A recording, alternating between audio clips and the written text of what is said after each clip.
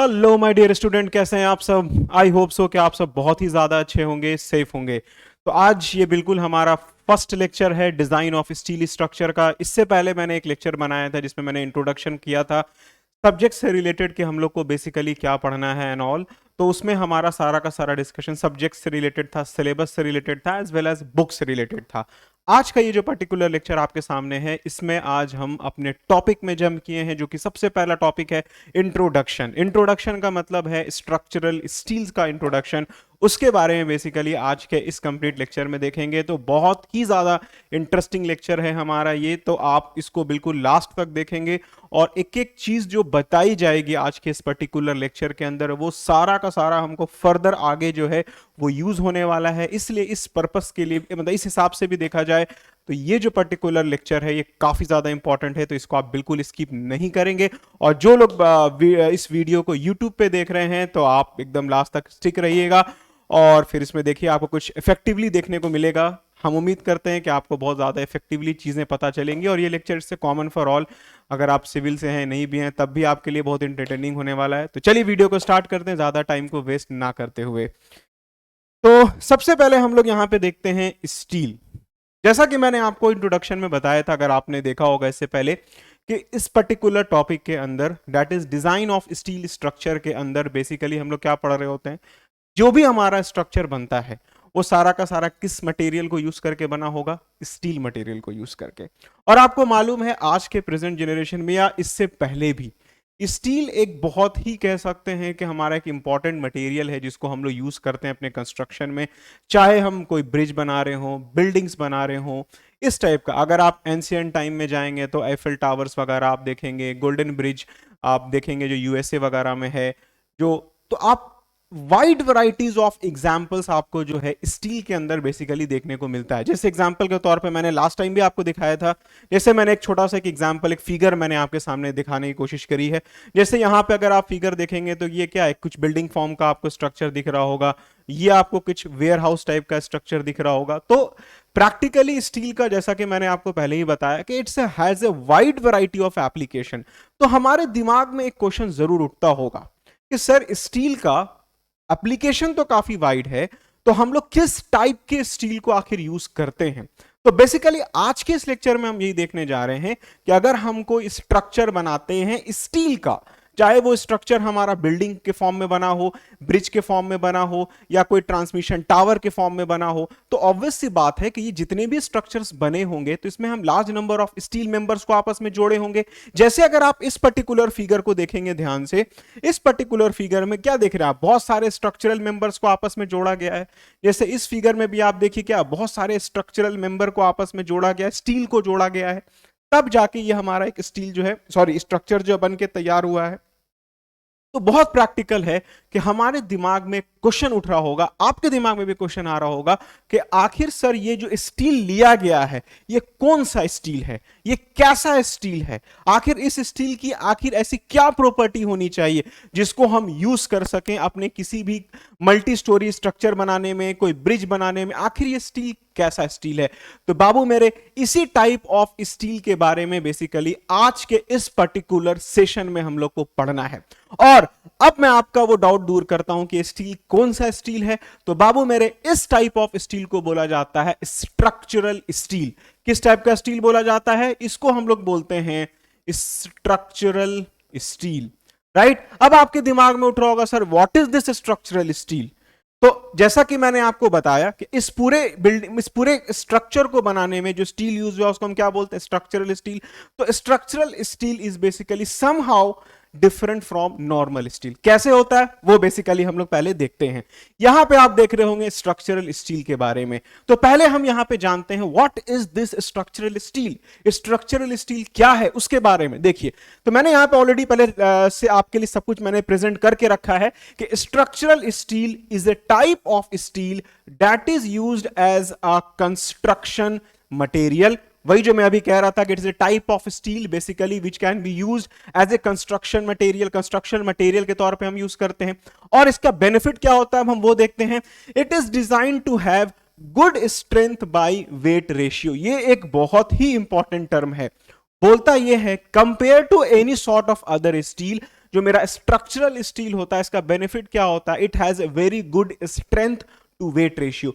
Strength to weight ratio कहने का मतलब होता है, अगर मैं आपको स्टेप समझाने की कोशिश करूं, स्ट्रेंथ टू वेट रेशियो मतलब कि हमारा जो वेट जो हम स्टील लेते हैं वो स्टील क्या होगा, बेसिकली वो स्टील काफी लाइट वेट भी होता है और साथ ही साथ लाइट वेट होने के वजह से भी, लाइट वेट होने के बावजूद जो हमारा स्ट्रेंथ होता है स्ट्रक्चरल स्टील का वो काफी ज्यादा अच्छा होता है।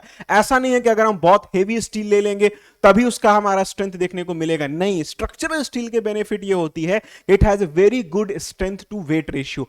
दैट मींस कि जितना मिनिमम वेट होगा उतना अच्छा हमको स्ट्रेंथ देखने को मिलेगा स्ट्रक्चरल स्टील का। और as a designer, as a civil engineer हम ये जरूर प्रेफर कर रहे होते हैं कभी भी कोई स्ट्रक्चरल स्टील को यूज करते हैं या कोई भी हम स्टील का स्ट्रक्चर बनाने में, कि हमारा जो मेंबर हम लोग ले वो लाइट वेट मेंबर लें और साथ ही साथ जो मेरा मेंबर लाइट वेट भी हो और जो भी लोड एक्ट कर रहा हो उन सब लोड को वो मेंबर इजीली झेल भी ले। ये एक बहुत ही इंपॉर्टेंट क्राइटेरिया है हमारा स्टील स्ट्रक्चर में, कि कोई भी हम स्टील स्ट्रक्चर अगर बनाते हैं तो इस पे जरूर फोकस किया जाएगा कि जो आप मेंबर लेंगे स्टील का वो पहला तो लाइट वेट होना चाहिए और साथ ही साथ लाइट वेट होने के साथ साथ उसके स्ट्रेंथ के साथ कोई कॉम्प्रोमाइज नहीं होना चाहिए, उसका स्ट्रेंथ भी काफी ज्यादा अच्छा होना चाहिए। तो ये एक बहुत बड़ा बेनिफिट है स्ट्रक्चरल स्टील में, it has a very good strength to weight ratio. Clear है?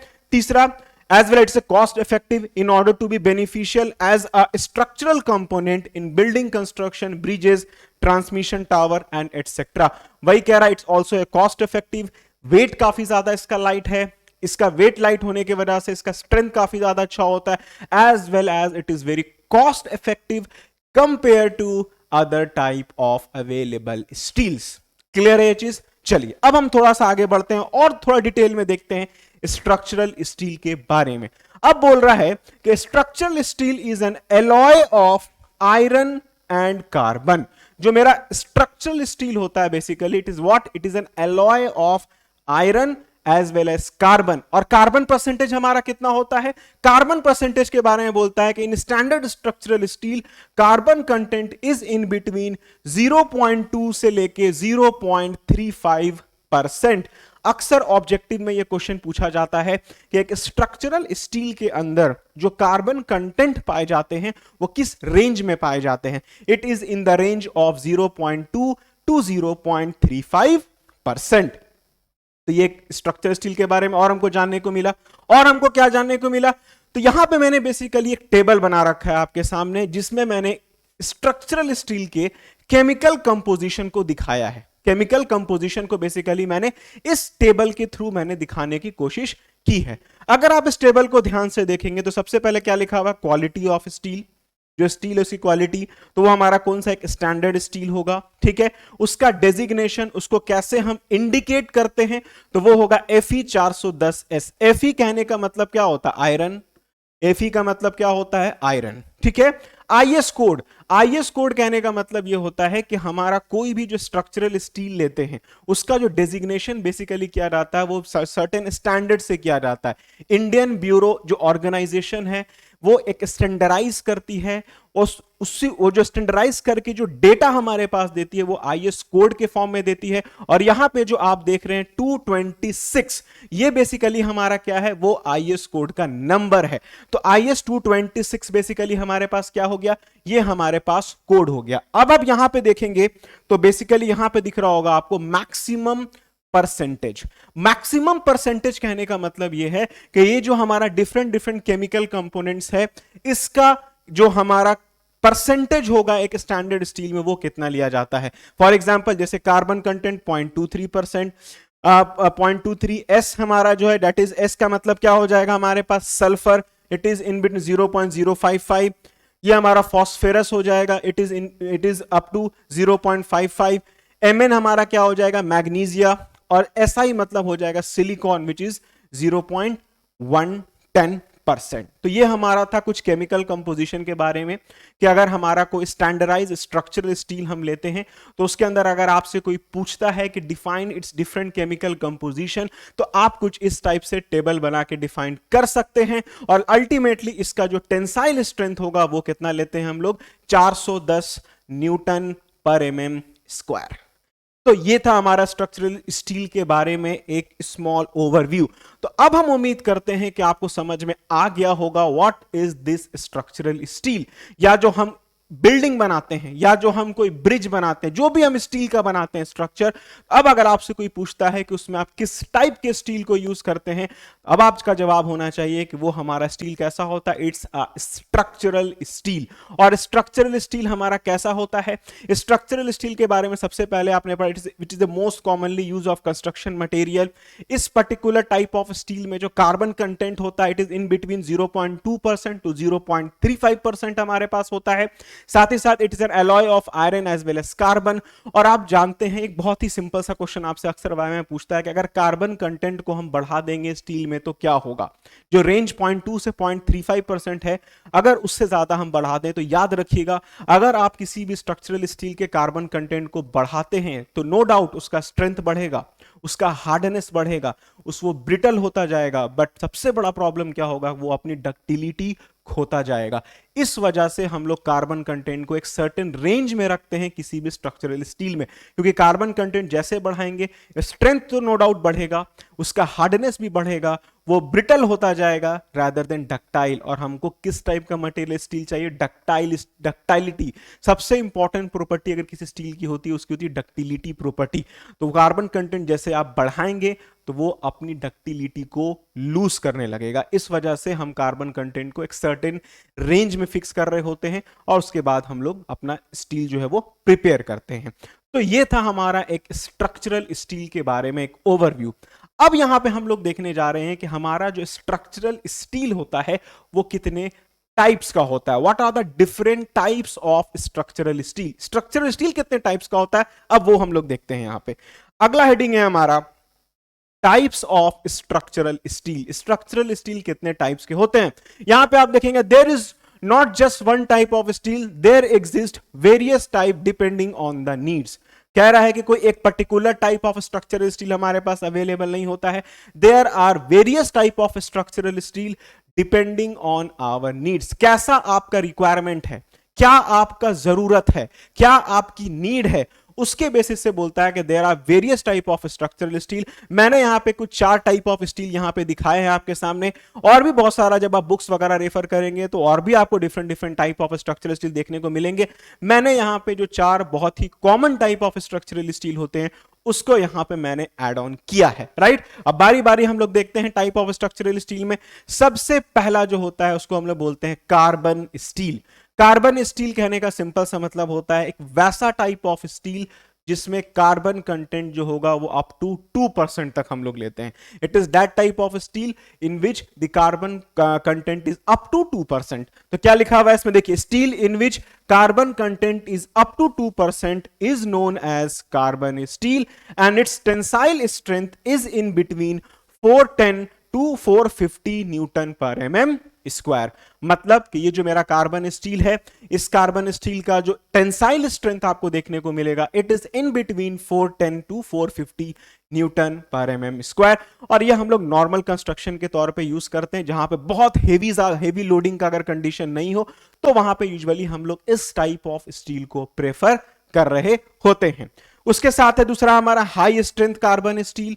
तो बोलता क्या है कि these steels are used in structure such as transmission line, microwave tower and has a tensile strength between 480 to 550 newton per mm square. High carbon, जैसा कि नाम लग रहा है हाई स्ट्रेंथ कार्बन स्टील, तो मतलब इस टाइप ऑफ स्टील को बेसिकली हम स्पेशली यूज कर रहे होते हैं अगर हम कोई ट्रांसमिशन लाइन बना रहे होते हैं, माइक्रोवेव टावर वगैरह बना रहे होते हैं। और हमारा इस पर्टिकुलर टाइप ऑफ स्टील का जो स्ट्रेंथ होता है, टेंसाइल स्ट्रेंथ होता है, it is in between 480 newton per mm square to 550 newton per mm square. तो ये था हमारा दूसरा टाइप ऑफ स्ट्रक्चरल स्टील।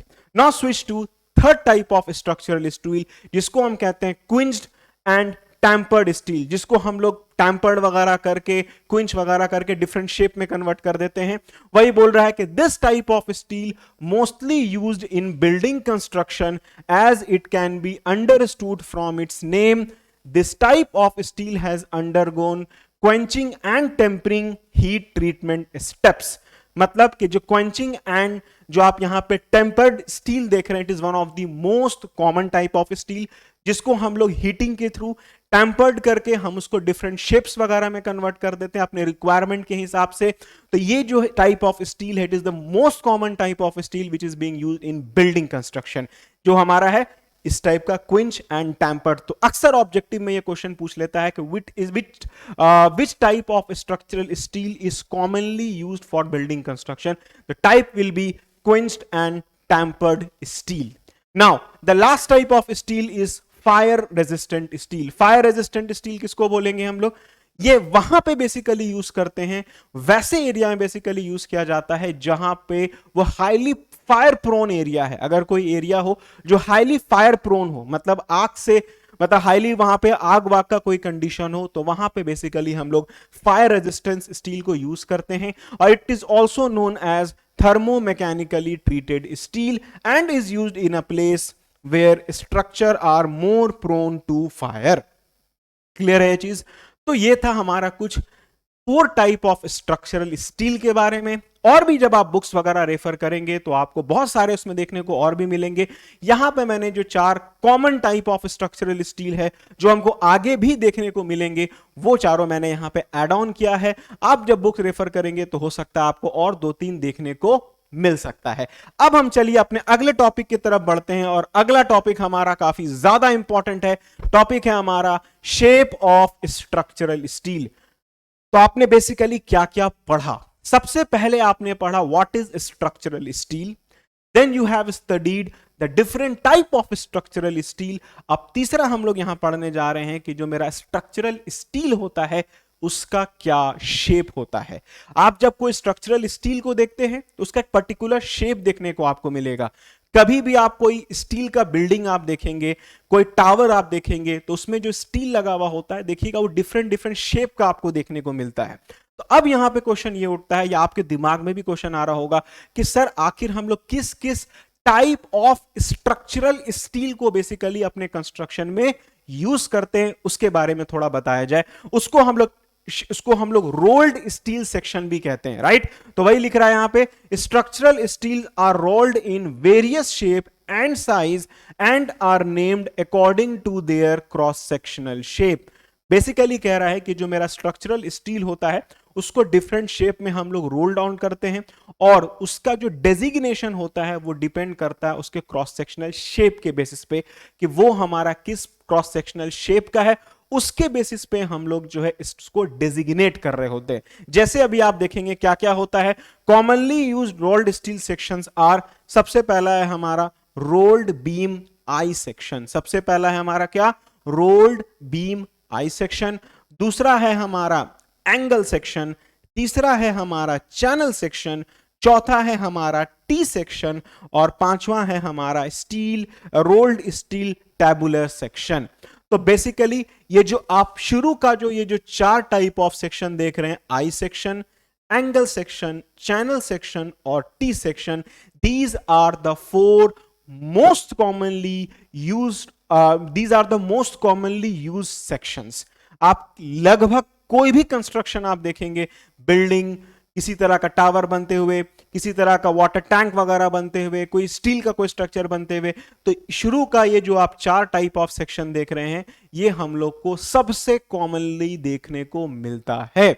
और अब हम बारी बारी देखते हैं इन चारों सेक्शन के बारे में कि आई सेक्शन जो है हमारा कैसा दिखता है, इसको कैसे डेजिग्नेट किया जाता है, ये कितने टाइप्स का होता है। सिमिलरली एंगल, चैनल और टी सेक्शन को हम लोग बारी बारी अब हम यहां पे देखते हैं, राइट? तो अब हम आगे बढ़ते हैं और सबसे पहले देखते हैं, यहां पे लिखा हुआ है आई सेक्शन। ठीक है, आई सेक्शन। आई सेक्शन कहने का मतलब होता है ये दिखने में कुछ आई शेप का रहता है। मैं फिगर आपको दिखाऊंगा कि ये दिखने में आई कैसा लगता है। पहले इसके बारे में 1-2 लाइन देख लेते हैं, फिर मैं इसका आपको फिगर दिखाऊंगा और मैं आपको दिखाऊंगा इसको आखिर अल्टीमेटली कैसे हम लोग रीड करते हैं इस पर्टिकुलर टाइप ऑफ सेक्शन को। तो क्या लिख रहा हुआ है कि this section is designated by its overall depth and weight. कह रहा है कि आई सेक्शन को बेसिकली जो हम लोग डेजिग्नेट करते हैं, वो उसको डेजिग्नेट करने का जो तरीका है वो क्या तरीका है, उसको हम लोग उसके overall weight overall depth and weight से डिजिग्नेट करते हैं। तो पहले मैं आपको दिखाता हूं कि ये आई सेक्शन दिखता कैसा है, जो कि सबसे इंपॉर्टेंट पार्ट है कि ये दिखता कैसा है। ये फिगर आई होप सो कि आप यहां पे देख पा रहे होंगे, ये है एक आई सेक्शन, ठीक है। इसमें आपको दो फिगर देखने को मिल रहा होगा, एक ये फिगर आपको देखने को मिल रहा होगा, और इस टाइप का सेक्शन आप लगभग हर जगह पे देखे होंगे कभी भी कोई स्टील का स्ट्रक्चर बनते हुए। तो अब अगर आप देखेंगे तो हम उम्मीद करते हैं अगर आप इस टाइप का सेक्शन देखेंगे तो आपको मालूम होगा इस सेक्शन को civil engineering point of view से हम किस टाइप का सेक्शन कहते हैं, आई सेक्शन कहते हैं। क्लियर है? और इसका मैंने यहां पे एक सेक्शन दिखा रखा है बेसिकली। तो इसको डेजिग्नेट कैसे किया जाता है वो अभी जस्ट मैं बताऊंगा। इसको डेजिग्नेट करने का तरीका है इसके ओवरऑल हाइट और वेट से। एग्जाम्पल के तौर पे पहले इसके टाइप्स को देखिए, उसके बाद मैं बताऊंगा इसको डेजिग्नेट कैसे किया जाता है, लिखा कैसे जाता है। चलिए पहले इसके टाइप्स को देखते हैं। तो कितने टाइप्स में आता है, तो सबसे पहला होता है जूनियर बीम, जिसको हम कहते हैं ISJB। ISJB कहने का मतलब होगा इंडियन, ठीक है, Indian standard junior beam. Indian standard junior beam, इसका फुल फॉर्म क्या होगा? दूसरा है हेवी वेट बीम, इसको हम कहते हैं Indian standard heavy weight beam. Medium wait beam, इसको हम कहते हैं Indian standard medium wait beam. चौथा है हमारे पास लाइट वेट बीम, इसको कहते हैं हम Indian standard light weight beam. उसके बाद है वाइड फ्लेंज बीम, इसको कहते हैं Indian standard wide flange beam. मतलब इन शॉर्ट कहने का है कि कभी भी आपको आई सेक्शन जब देखने को मिलेगा तो वो हमेशा इस फॉर्म में देखने को मिलेगा। या तो आई सेक्शन जो होगा उसको हम ISJB होगा, या तो वो जूनियर बीम होगा जिसको हम ISJB से इंडिकेट करेंगे, या तो वो हेवी वेट बीम होगा तो उसको हम ISHB से इंडिकेट करेंगे, मीडियम वेट बीम होगा तो उसको हम ISMB से इंडिकेट करेंगे, लाइट वेट होगा तो ISLB, और वाइड फ्लेंज होगा तो ISWB। तो कभी भी आई सेक्शन जब आपको देखने को मिलेगा तो वो आपको इसी टाइप से डेजिग्नेटेड मिलेगा। और इसको आप दिखाया कैसे जाता है, फॉर एग्जाम्पल जैसा कि मैंने यहां पे कहा, it is designated by its overall depth and weight. इसका कहने का मतलब क्या है, इस फिगर से समझिए। आप जब आगे के टॉपिक्स में जाइएगा तो इसको हम लोग मान के चलिए ऐसे दिखाते हैं, ISJB 300 at the rate 59.1 Newton पर मीटर। इस टाइप से आपको दिखाया जाता है, इसको डेजिग्नेट किया जाता है। इसका क्या मतलब है पहले वो समझिए। देखिए ISJB कहने का मतलब तो क्लियर हो गया कि ये जो हमारा अगर कोई सेक्शन, जैसे आप कोई न्यूमेरिकल बनाइएगा उसमें दिया रहेगा कि in an I section name ISJB 300 at the rate 59.1 Newton पर मीटर इज बीन गिवन। इसका आप क्या मतलब समझिएगा वो मैं आपको समझाने की कोशिश कर रहा हूं। देखिए इसको मतलब समझने का ऐसे होगा कि ये जो बीम दिया हुआ, पहले तो वो कौन सा बीम है, जूनियर बीम है कि लाइट वेट है कि हेवी वेट है, तो वो कौन सा है, ISJB। JB का मतलब हो जाएगा ये किस टाइप का बीम है, ये हमारा एक जूनियर बीम है। क्लियर है? और इसमें 300 क्या दिखा रहा है, 300 दिखा रहा होगा इस आई सेक्शन का ये जो ओवरऑल डेप्थ है, यहां से लेके यहां तक, ये हमारा 300 जो है ये इंडिकेट करता है।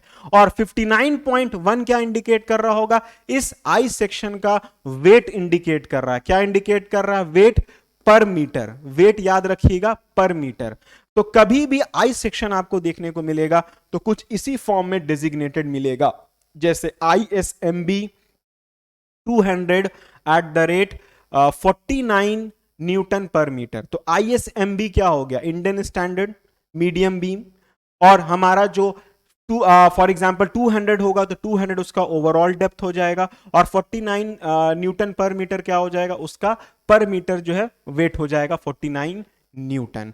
तो इन शॉर्ट हम समझते हैं कि अब आपको ये इस टाइप के आई सेक्शन के बारे में आपको आइडिया हो गया होगा कि आई सेक्शन बेसिकली हमारा क्या है और हमारा कैसे वो दिखता कैसा है और उसको डेजिग्नेट कैसे किया जाता है। अब हम बढ़ते हैं अपने अगले टाइप ऑफ सेक्शन की तरफ। अगला है हमारा, हाँ एक चीज इंपॉर्टेंट है, इसको यूज कहां करते हैं, एक इंपॉर्टेंट बात कि आई सेक्शन को कहां पे यूज किया जाता है, where is the application of I section. तो वो मैंने लिख दिया है कि I sections are used as beam and column. किसी भी स्टील स्ट्रक्चर को बनाने में जो हमको बीम और कॉलम की जरूरत पड़ती है, तो वहां पे यूजुअली हम आई सेक्शन को यूज करते हैं। जैसे अगर आप कोई बिल्डिंग बना रहे हैं तो वहां पे आप कॉलम देंगे, वहां पे बीम जो आप प्रोवाइड करेंगे, तो वहां पे basically it's preferable to use I section. I section जो है वो काफी अच्छा माना जाता है अगर उसको हम एज ए बीम और कॉलम के तौर पे यूज करते हैं। तो अक्सर ऑब्जेक्टिव में भी ये क्वेश्चन पूछता है, वाइवा में पूछता है कि आई सेक्शन को कहां पे यूज किया जाता है किसी स्ट्रक्चरल किसी कंस्ट्रक्शन में, स्टील कंस्ट्रक्शन में। तो आपका जवाब होगा इसको या तो हम लोग एज ए बीम के तौर पे भी यूज करते हैं, एज ए कॉलम के तौर पे भी यूज करते हैं। क्लियर है? अब हम बढ़ते हैं अपने अगले टाइप ऑफ सेक्शन की तरफ, जो है मेरा एंगल सेक्शन। ठीक है, एंगल, नाम से ही लग रहा है कि जो स्टील सेक्शन हम लेंगे वो दिखने में कैसा होगा, कुछ एंगल शेप का होगा। तो पहले मैं फिगर दिखा देता हूं, ये है मेरा एक एंगल सेक्शन। अगर आप ये फिगर को देख रहे होंगे ध्यान से तो आपको दिख रहा होगा कि ये आपको कैसा दिख रहा है, एक सेक्शन एंगल फॉर्म में दिख रहा है, ये आपको सब एंगल फॉर्म में सेक्शन दिख रहा है। तो इस टाइप के सेक्शन को भी अक्सर आप देखते होंगे जब आप कोई स्टील का स्ट्रक्चर देखते होंगे, तो आपको इस टाइप का भी सेक्शन देखने को बहुत ही कॉमनली मिल जाता है। और उसका अगर आप सेक्शन देखेंगे तो कुछ इस टाइप से बना हुआ है। इसमें बेसिकली हम लोग कैसे डेजिग्नेट करते हैं पहले वो देखते हैं। It is designated by it's leg length and thickness of leg. कहने का मतलब है कि हम लोग किसी भी एंगल सेक्शन को जो डेजिग्नेट करते हैं वो डेजिग्नेट उसके हम लोग लेग से करते हैं। जैसे ये एक लेग हो गया इसका और ये एक लेग हो गया। क्लियर है? ये अगर हमारा आउटर लेग है तो ये हमारा इनर लेग हो गया, एक बात हम कह रहे हैं। और इसको हम लोग हमेशा इसको डेजिग्नेट करते हैं उसके लेग के बेसिस पे और उसके थिकनेस के बेसिस पे, इस थिकनेस टी के बेसिस पे। जैसे अगर आप इसको देखेंगे तो ये लिखा हुआ मिलेगा आपको ISA 60x60x8 mm, ISA 60x60x8 mm। कहने का मतलब क्या हो जाएगा, ये 60 कहने का मतलब हो जाएगा इस लेग का डेप्थ, ये 60 कहने का मतलब हो जाएगा इस सेक्शन, इस लेग का डेप्थ विड्थ, और ये 8 mm कहने का मतलब हो जाएगा इस एंगल सेक्शन का थिकनेस, दैट इज टी। तो आप देखेंगे वही बोल रहा है, it is designated by it's leg length and thickness of leg. Clear है? और ये कितने टाइप का होता है, तो ये बेसिकली दो टाइप का हमको मिलेगा, इक्वल एंगल सेक्शन और दूसरा हमारा होता है unequal angle section. Equal angle section कहने का मतलब क्या हो जाएगा, जैसे अगर हमने लिया ISA Indian standard angle section 50 × 50 × 6, तो मालूम ये चला, मालूम इन शॉर्ट ये चला, ये भी 50 mm का लेग, ये भी 50 mm का लेग, और थिकनेस हमारा कितना है 6 mm का। तो ये हमारा कैसे हो गया, ये हमारा आ गया equal angle section. Unequal angle section हमारा क्या हो सकता है, ISA 90 × 50 × 6। अनइक्वल एंगल सेक्शन का मतलब हो गया जैसे हमारा ये जो लेग है ये फॉर एग्जांपल 90 mm का है और ये वाला जो लेग है हमारा फॉर एग्जांपल 60 या 50 mm का है। मतलब ये दोनों लेग का जो डायमेंशन है वो क्या हो गया, डिफरेंट हो गया। तो इस टाइप के सेक्शन को कहेंगे हम अनइक्वल एंगल सेक्शन। तो एंगल सेक्शन को बेसिकली हम लोग या तो इक्वल एंगल सेक्शन के फॉर्म में लेते हैं या फिर हम लोग अनइक्वल एंगल सेक्शन के फॉर्म में लेते हैं। उसको कैसे डेजिग्नेट करते हैं वो भी मैंने आपको दिखा दिया, और इसको यूज कहां करते हैं उसके बारे में देख लेते हैं हम लोग। तो it is used as a tension member and frame in doors and window के फॉर्म में। तो बेसिकली एंगल सेक्शन को हम लोग या तो basically as a tension member के तौर पे यूज करते हैं, अगर हम कोई स्ट्रक्चर बना रहे हैं तो वहां पे जो टेंशन मेंबर हम लोग देंगे वहां पे बेसिकली या तो हम एंगल सेक्शन को यूज कर सकते हैं एज वहां पे अगर हमको कोई स्ट्रक्चरल स्टील यूज करना है और हमको पता है कि वो पर्टिकुलर सेक्शन पे टेंशन का कंडीशन आएगा तो वहां पे आप एंगल सेक्शन जो है वो प्रेफर कर सकते हैं। और या तो अगर आप कोई डोर या विंडो बना रहे हैं तो उसके फ्रेमिंग के लिए भी आप एंगल सेक्शन को यूज करते हैं। तो इसका यूज भी आपको मालूम चल गया, ये कितने टाइप्स का होता है वो भी मालूम चल गया, और इसको डेजिग्नेट कैसे करते हैं और दिखता कैसे है, आई होप सो सब आपको क्लियर हो गया होगा। अब इसके बाद अगला type of angles channel section है हमारा, जिसको हम कहते हैं channel section. It is also one of the most common type of section जो हमको आगे भी यूज होगा। उसको कैसे हम लोग देखते हैं, इसका पहले शेप मैं फिगर आपको पहले दिखाता हूं दिखता कैसा है। तो ये आप फिगर देख पा रहे होंगे, ये है मेरा एक चैनल सेक्शन। यहां पे देखिए क्या सी के तौर में दिख रहा है, सी के शेप में दिख रहा है आपको, इसे इसका नाम पड़ गया चैनल सेक्शन। और इसको हम लोग इसका सेक्शन देखेंगे तो वो कुछ इस टाइप से हम लोग डेजिग्नेट करते हैं। और इसका एक्चुअल फिगर ये है और इसको हम लोग अपने थ्योरेटिकल पॉइंट ऑफ व्यू से हम लोग इस टाइप से दिखाते हैं। क्लियर है? अब इसको डेजिग्नेट कैसे किया जाता है वो देखेंगे। It is designated by its overall depth and weight. इसको भी जो हम डेजिग्नेट करते हैं वो हम लोग उसके ओवरऑल डेप्थ एंड वेट से करते हैं। जैसे हम लोग आई सेक्शन को करते थे, सेम इसको भी हम लोग उसके इस सेक्शन के ओवरऑल डेप्थ और वेट से डेजिग्नेट करते हैं। जैसे एग्जांपल के तौर पर पहले इसका टाइप्स हम देख लेते हैं, फिर हम इसको दिखाते हैं कैसे डेजिग्नेट करके लिखा जाएगा। ये कितने टाइप का होगा? जूनियर चैनल, जिसको हम कहेंगे ISJC। आई का मतलब इंडियन, एस का मतलब स्टैंडर्ड, जे का मतलब जूनियर और सी का मतलब चैनल।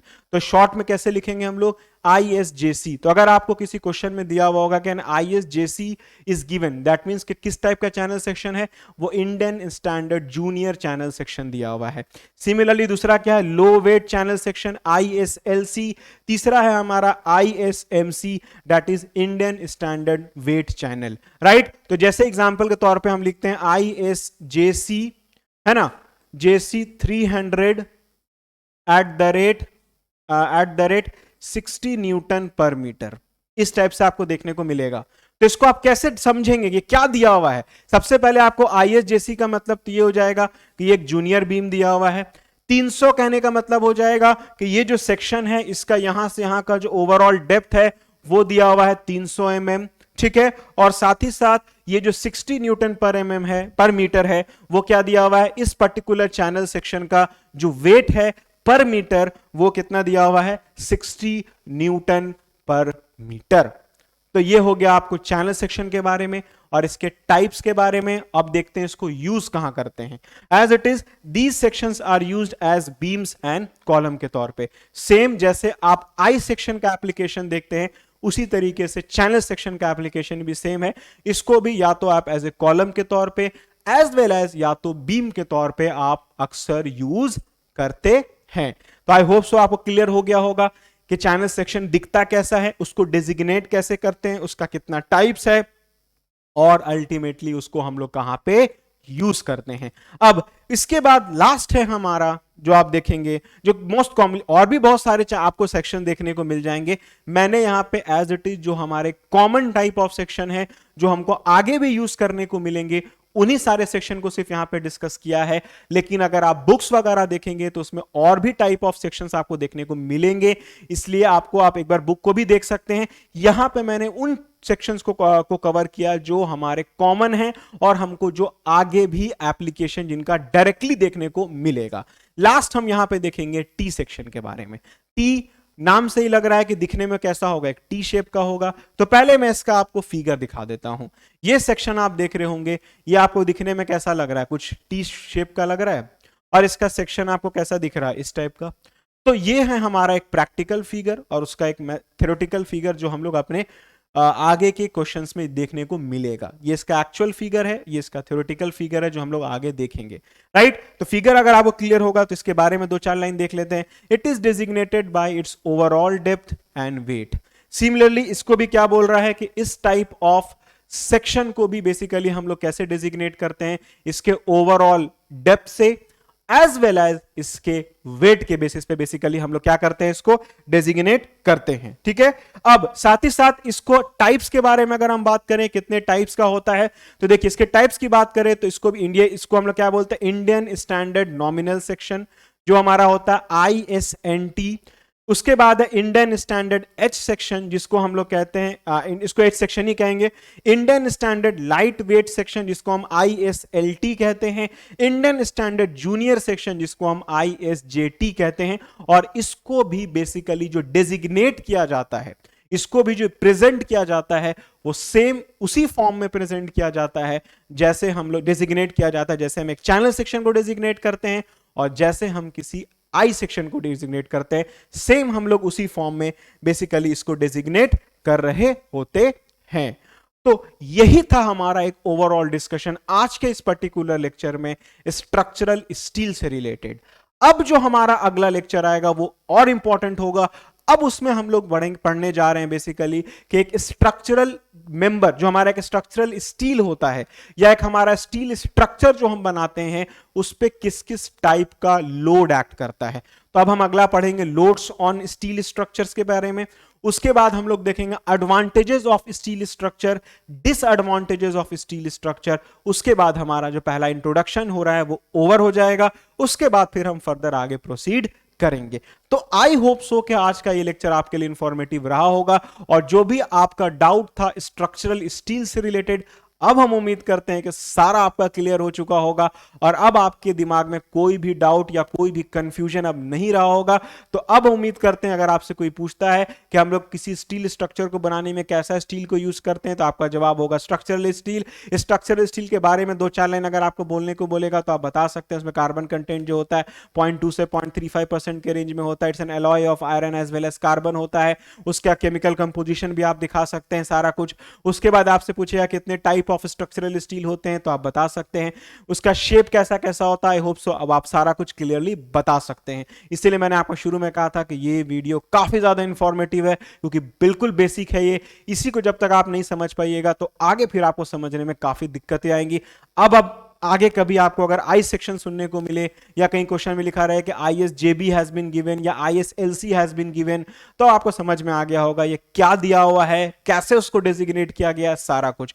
और साथ ही साथ नेक्स्ट लेक्चर में मैं आपको कुछ बताऊंगा IS कोड के बारे में कि कौन सा कोड आपको रेफर करना है इसके लिए। साथ ही साथ कुछ टेबल है स्टील टेबल के बारे में भी, तो नेक्स्ट लेक्चर भी काफी ज्यादा इंपॉर्टेंट है, उसको आप बिल्कुल स्किप नहीं करेंगे। क्लियर है? और इसी नोट के साथ अब इस लेक्चर को हम ओवर करेंगे। तो जो बच्चे यूट्यूब पे इस वीडियो को देख रहे होंगे उनको टास्क पता है क्या करना है, जल्दी से वीडियो को लाइक करना है, चैनल को जितने लोगों ने अभी तक सब्सक्राइब नहीं किया चैनल को जल्दी से सब्सक्राइब करना है, और वीडियो को मैक्सिमम शेयर करना है अपने दोस्तों के बीच में, ताकि बच्चे जिनको स्टील में डर लग रहा है, उनको लग रहा था कि स्टील पता नहीं कैसे निकलेगा, उनका बहुत अच्छे से स्टील क्लियर हो जाए इस सब टॉपिक्स को देख के। और आप चाहें तो यहां से नोटेड डाउन भी कर सकते हैं, इसलिए मैंने एक प्रेजेंटेशन के फॉर्म में आपको दिखा दिया ताकि सारी चीज आपको बिल्कुल क्लियर हो जाए। ठीक है, तो thank you so much for watching this video. इसी नोट के साथ अब इस लेक्चर को ओवर करेंगे। Stay tune on Desi Masters and hope to see you again. Thank you so much.